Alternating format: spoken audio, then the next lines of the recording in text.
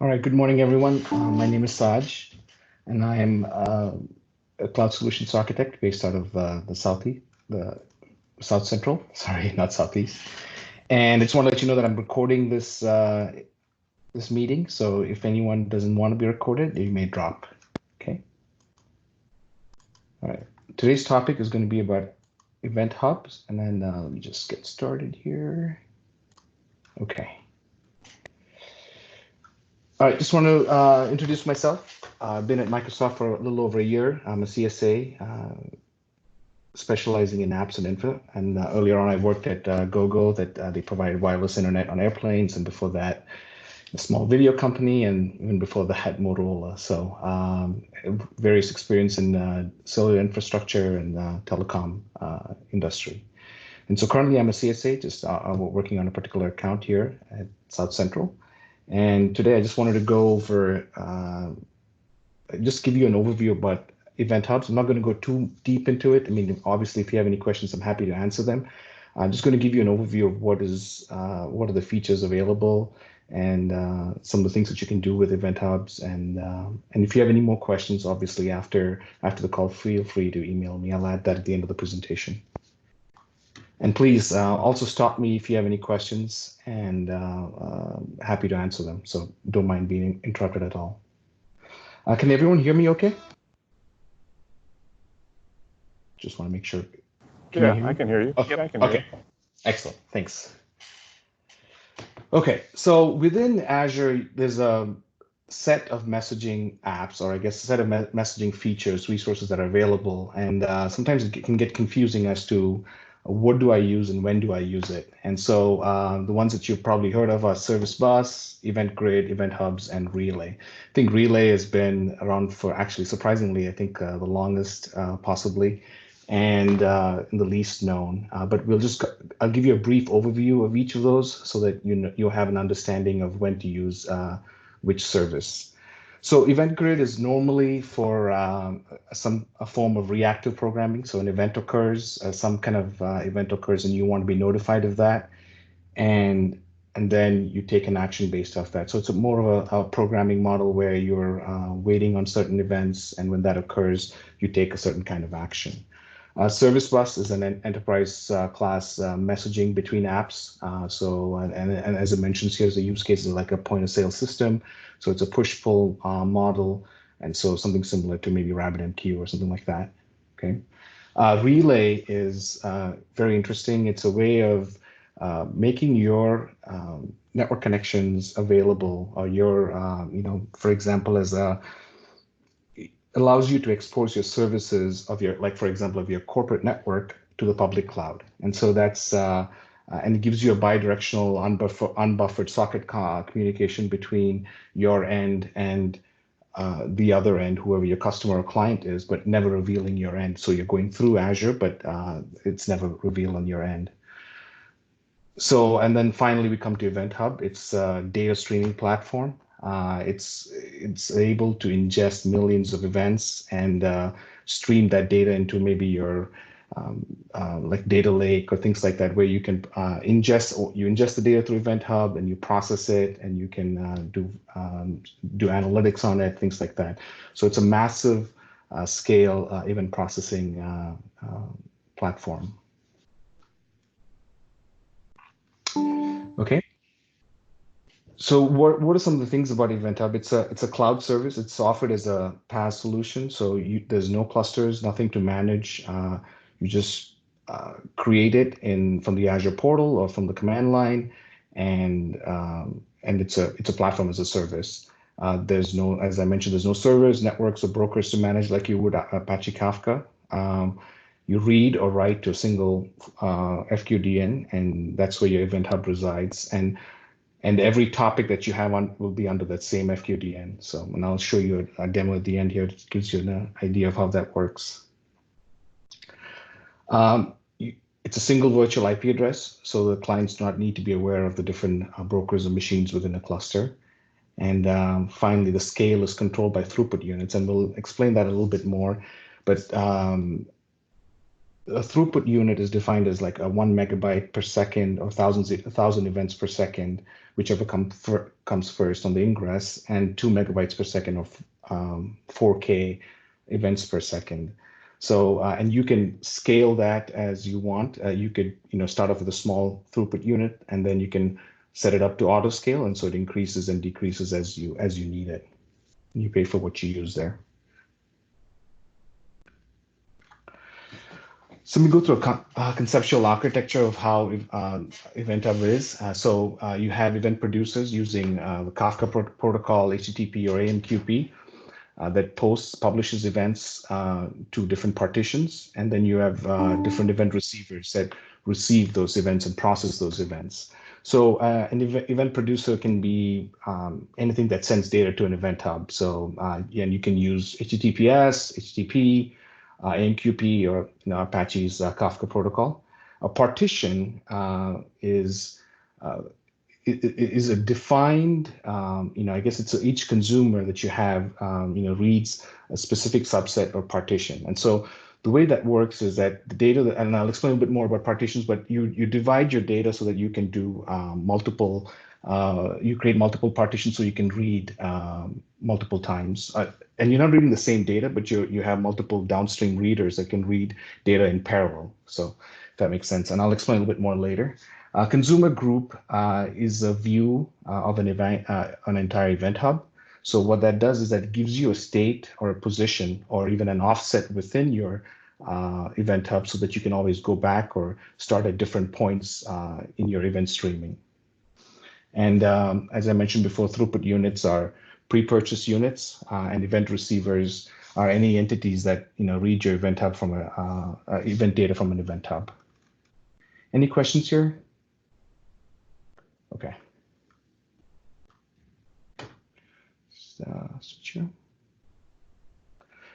So one thing to understand about Event Hub is see it as a stream which moves forward, okay?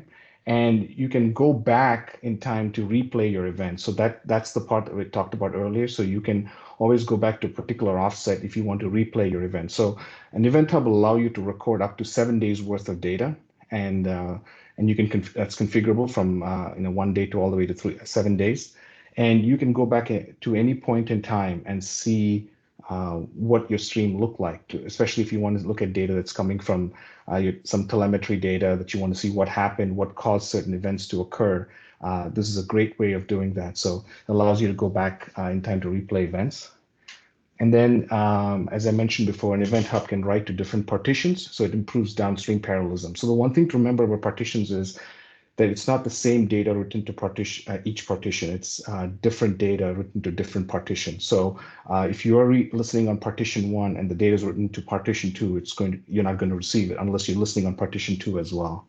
Okay, so that's very important to remember.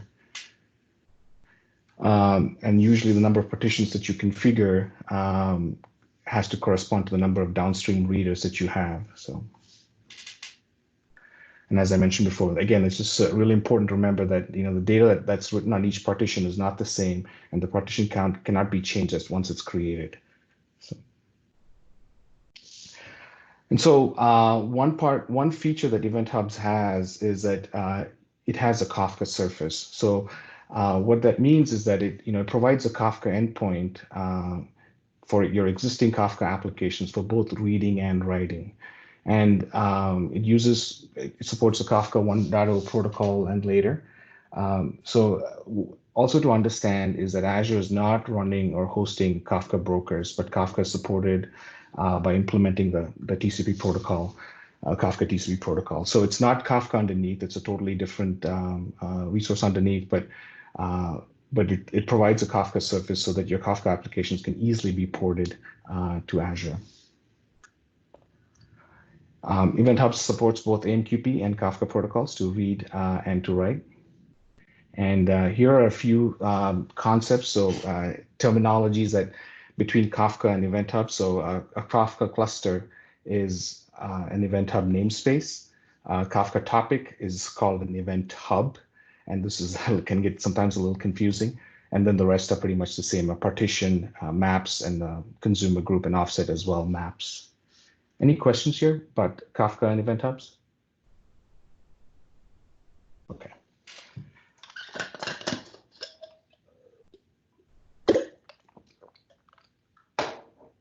Okay. So what are the advantages of Event Hub?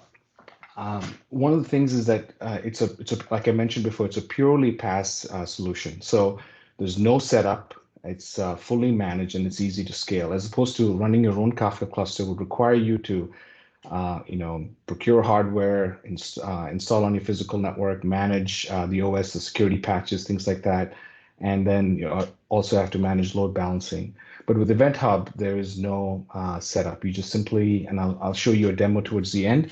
All we have to do is simply go to the portal or your CLI, create it, and create a topic, and you're ready to go.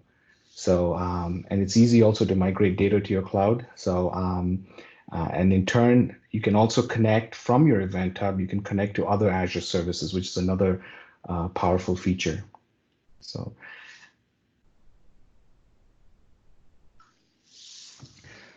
However, there are a few things that are not supported.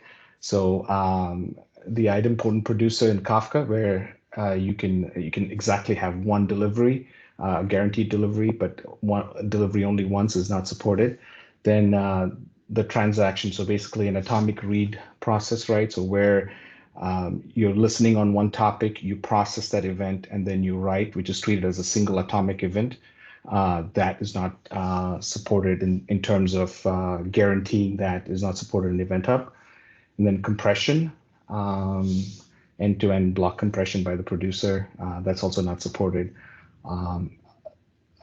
Let's see, log compaction obviously also is not supported because log compaction retains, the last known value for each record for a single topic, and that's not supported. And then you cannot add, as I mentioned before, you cannot add partitions to an existing topic. Once you create the number of partitions, that stays throughout. There's no HTTP Kafka API support, and Kafka Streams is also not supported. So these are the features that are not currently supported. Kafka features not supported in Event Hub. Any questions here? Okay. That's a great slide. Oh, thank you. Yeah, I think that this helps hopefully in being able to, if you're wanting to migrate your Kafka cluster over, these are things to look at, especially if you want to consider using Event Hub. So if you're using any of these features and it's a must, then that's when the point where you would not use Event Hubs. Thank you. Now, I'm going to go through some features that are available in Event Hub. So the first one I want to cover is Event Hub Capture. So that's basically allows you to capture events through Event Hub and then send it to Azure Blob Storage or ADLS, Data Lake Storage. So it scales automatically with your throughput units, and it can be, and the storage doesn't have to be in the same region as the Event Hub, and then you also have a methodology of how you can use a policy to push to storage. So you could say something like 15 megabytes in every 5 minutes, and whichever comes first, that data will be pushed to your storage, and that will be stored in your storage, and it follows a particular pattern of where the data is stored. And I have that link here at the bottom of this slide. It uses Apache Avro format, so it's a binary format to write the data. And then you, based on events that come in, you can connect that to event grid events. So like, as I mentioned before, event grid allows you to be notified. So it does a reactive based programming. So when an event occurs into your storage and something is written, then you could fire off an Azure function or serverless function or something else as you deem fit to take action based on that event. And does not impact the throughput of your Event Hub. And yeah, just once I send the slide out, the link here gives you more information on the Event Hub capture. Any questions here? Did you say we can stream data into ADLS Gen 2 or just Data Lake, you said? I just said ADLS, yeah, okay. Data Lake. I'll verify if you give me a name at the end. I'll verify whether you could do it to ADLS Gen 2. My assumption is yes, but I'll put that down as a question here. Yeah. Thank you. It's a good question. Yeah, the customer is Chevron, so they were looking for that information. So yeah, I'll send that. Yep.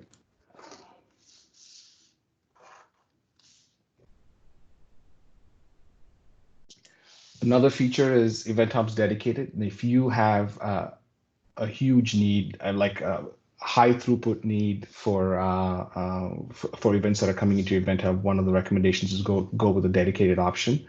So it's a single tenancy, so no one else is going to be running on your Event Hub cluster, and it has a guaranteed SLA of 4 nines SLA. It can ingress millions of events per second with guaranteed capacity and sub-second latency. And you could you set it up, and based on what the data that you have, these are some of the compute units. Basically, you're using compute units to determine how big your cluster is going to be. So you only pay for the hours that you use, and it has other features like bringing your own key, OS updates, security updates, patches, partitioning. Everything is managed for you. So, any questions here? Other features, RBAC, and I'll go through some of the features that we have, and I show the demo. It's always encrypted. You always use TLS or SSL to communicate with Event Hub. You can bring your own key for dedicated clusters. Also supports service endpoints and IP filtering, so firewall features. And in the future, we're also coming up with a solution. Basically, if you're using private link, there's going to be a private link option to Event Hub that's towards the middle or end of this year. It's available in Azure Stack, and Event Hub also allows you to, as I mentioned before, auto scale up with auto inflate, and then it has geo redundancy as well, geo disaster recovery. Any questions here on this slide, on these features? Okay. So it being available, real quick, it being available on Azure Stack, just curious, is it available to run in a private data center at all? No. Probably not, because Azure Stack is Azure. Yeah. It just, yeah. Okay. All right. Azure Stack, yeah. The only way would be with Azure Stack, yeah. That's okay, thank you. Question. Mm-hmm. Some of the streaming use cases that some of our customers have been using, whether it's in the retail industry, financial, oil and gas.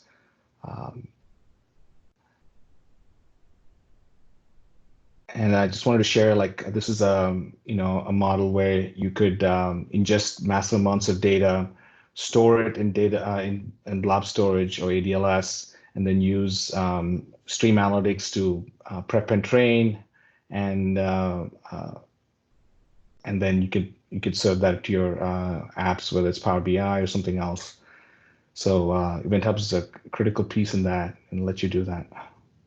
And also working with other teams, other customers of Microsoft that use Event Hub for all their monitoring purposes, so they could send that all into their own SIEM tool in whether it's in Azure or it's in on-prem, and they've been using that as a Event Hub as this data processing and event telemetry metrics. All those data from all their resources within Azure are being sent to their SIEM tool, and where they could analyze and view it. So that's another use case.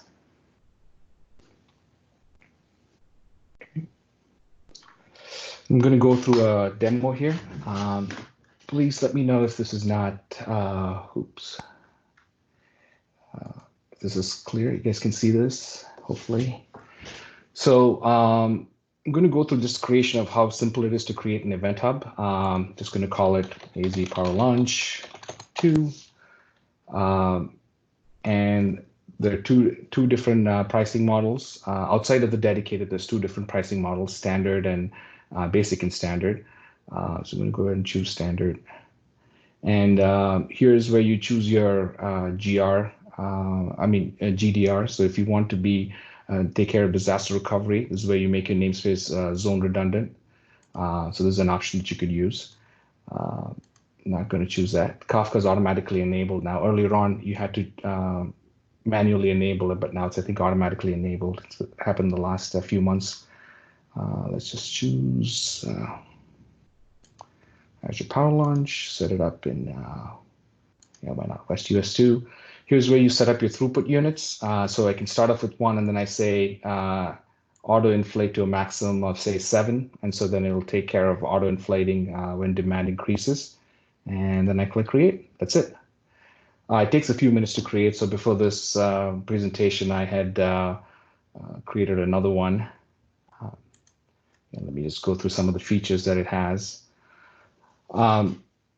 So in accessing your Event Hub, there are a few things. One, let's go through the networking portion.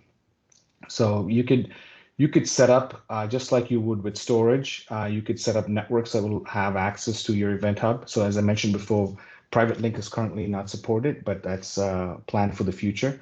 But you could do 2 things. One is create service endpoints and also create a firewall and allow only certain IPs to access the Event Hub to post or to send or to receive.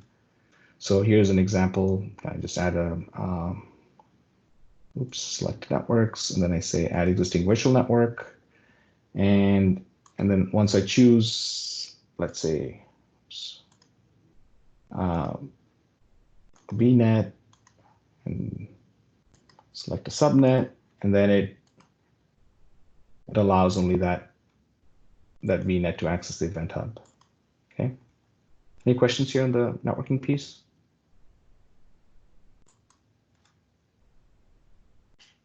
Okay.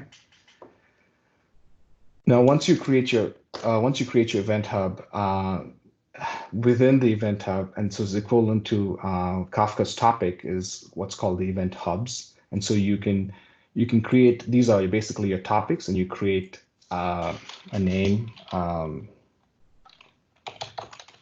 and partition counts, how many partitions. So remember, again, when you set up your partition, that's final. Once it's created, then you cannot change the partition count.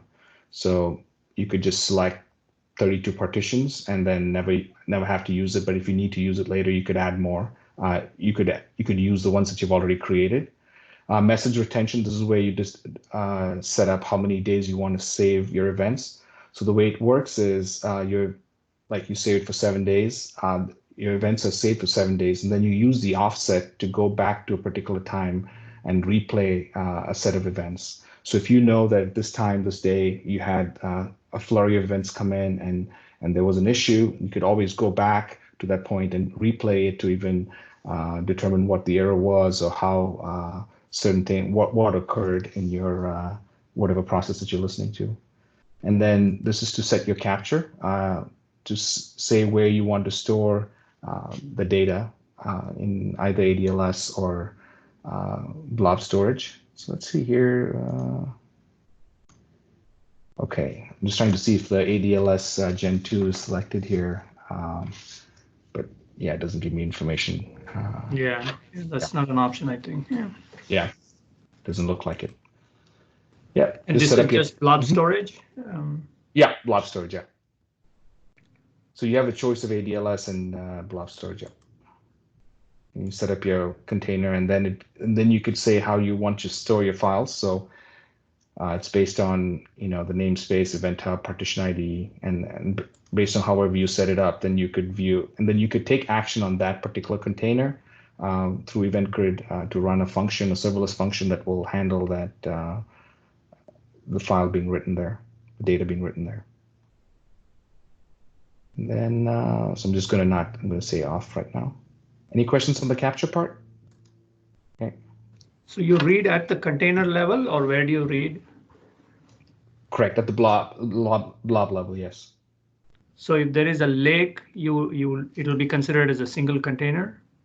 No, with it, it's a good question.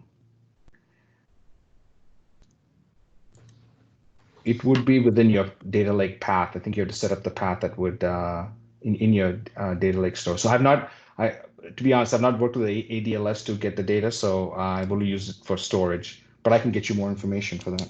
All right, thanks. I'll put that in the presentation as well.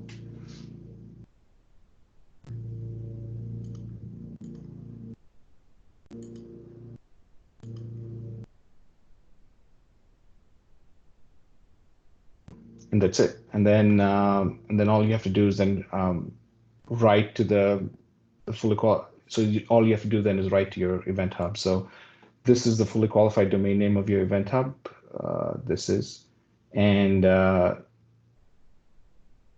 you use either AMQP, HTTPS, or your Kafka protocol to write to Event Hub. And so I've put some links in the presentation that show samples, code samples. So whether it's Java, Python, Node.js, or Go.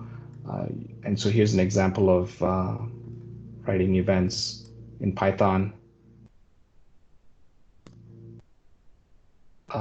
And so you can look at the link, but basically you just get the connection. So the way you write to an event hub is that there's a shared access policy. You set up policies for your event hub, and then you say what can be done, what claims can be had on that on the event hub. So the root managed shared access key allows you to manage, so send, listen on it, but you can add something that allows you to only send or only listen. And based on that policy, Event Hub grants you access. And so what it generates is, as an example, it gives you a connection string, and you use that connection string or your key to access the Event Hub. Okay. So let me go back to the presentation.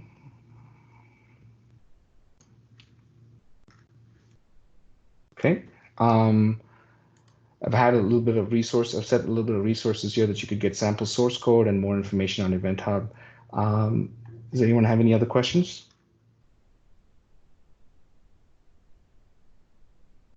Perfect timing. Yeah, wanted to finish by 11:30. Thanks, guys. And I know I've got a couple of questions on ADLS, and I'll have those answers. I'll send that out today. Thanks for joining, guys. Okay, thank you. Have a good weekend. Thank you. You too. Bye. Excellent job. Bye.